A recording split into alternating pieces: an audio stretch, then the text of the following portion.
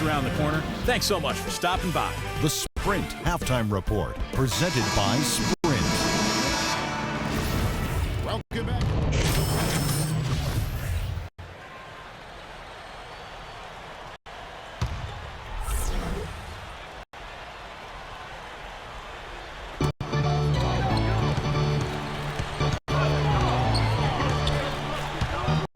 Inside and stolen by Love.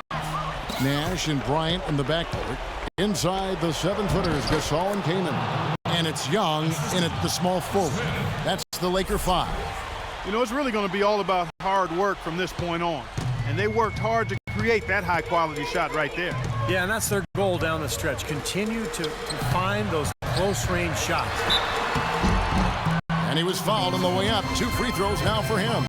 Yeah, the referee's all over that one. No doubt about it. Clearly a foul. Nothing to argue about there. And an important part of every team's game, a look at the hustle stats for the Lakers. Now, we've seen them make that extra effort rotating from the weak side, closing out on their airspace, sending shots back. They haven't wasted time getting the ball up the court tonight either, and it's resulted in a lot of fast break points. LA's gone 1 of 2 from three-point range here in the fourth. Right side, Kobe. And the rejection by Smith. That's going to be out of bounds. Los Angeles will retain possession. 11 seconds on the shot.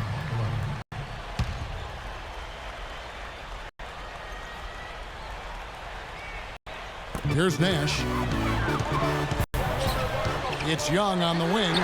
Pocket 6. There it is. It's Nash picking up the assists. Nash has got assist number 8 here in this one already. Timberwolves trail by 5. Here's Smith. And again, it's Minnesota converting. It was almost like he was surprised to be that wide open. 29. And as hot as he's been this quarter, the game plan should be simple. Get him the ball and get out of the way. Kobe against Smith. On its way from Shved for 2. And again, it's Minnesota converting. And it feels like the energy has just picked up big time here. Both teams now feeding off each other's intensity. I don't know what was said in the locker rooms at halftime, Steve, but it's obvious both sides have responded well. And the call will be against Brown. That's his first foul of the game, and the bonus will go to the free throw line.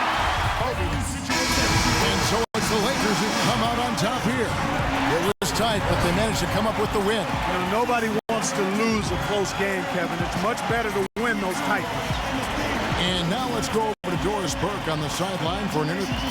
Here with Kobe Bryant after a great...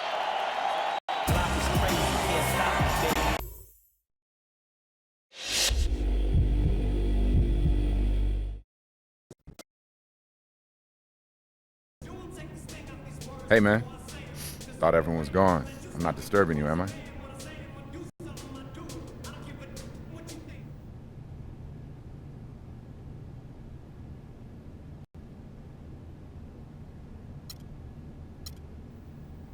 You mind if I join you? I got some things I want to look over myself. Maybe we could run through them together.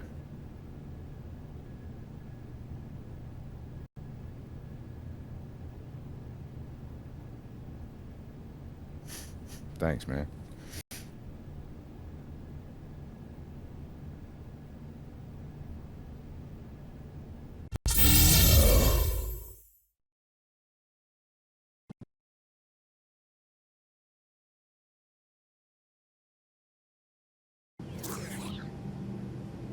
Your flight crew wants to be the first to welcome you to Los Angeles. Please prepare for landing.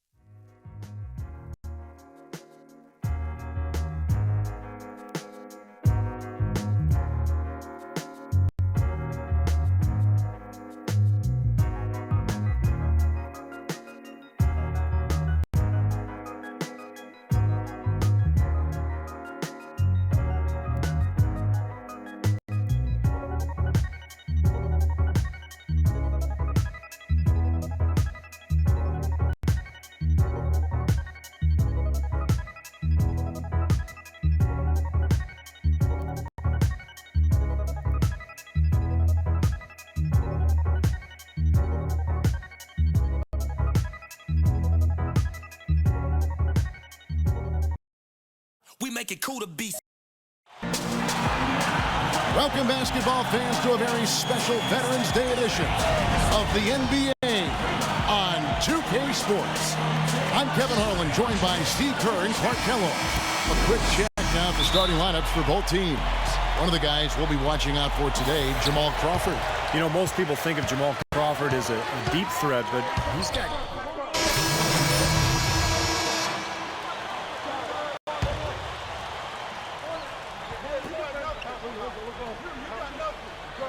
Here is Dudley. Passes it to Paul. Foul call that time. It's not a big upset when a team from the bottom gets swept like they did. You look at Chris Paul and his physical stature, guys. I mean, he's not overwhelmingly strong or certainly not that big. Doesn't really bounce out of the gym.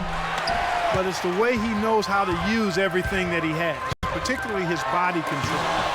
That allows him to be a dangerous finisher in the paint on a consistent basis. So he gets the whistle. Contact on the way up and 2 shots coming up.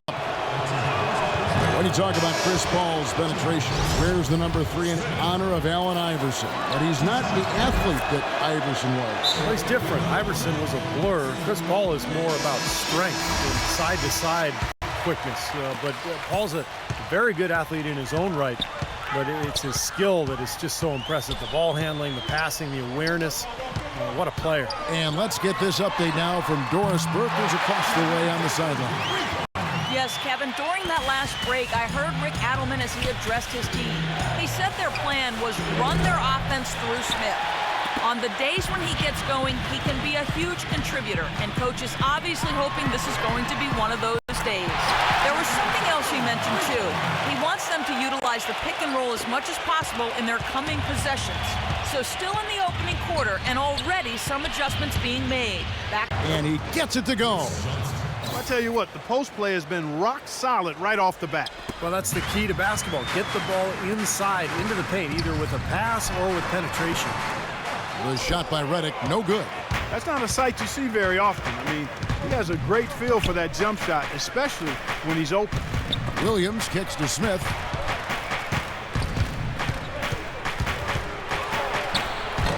And that's collected by DeAndre Jordan.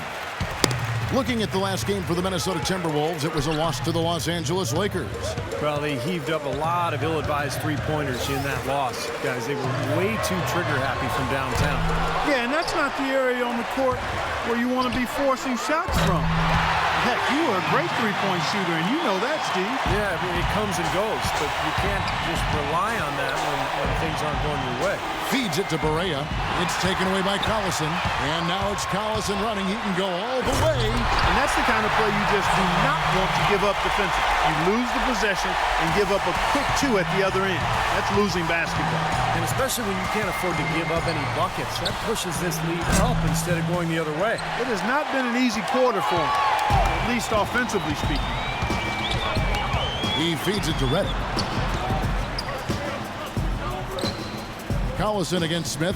Collison off the pick from Mullins. And taken away by Johnson. It's a 4-second differential between the shot clock and game clock. Right side, Williams. That'll be Minnesota as it goes out of bounds. Timberwolves retain possession. Boy, that pass.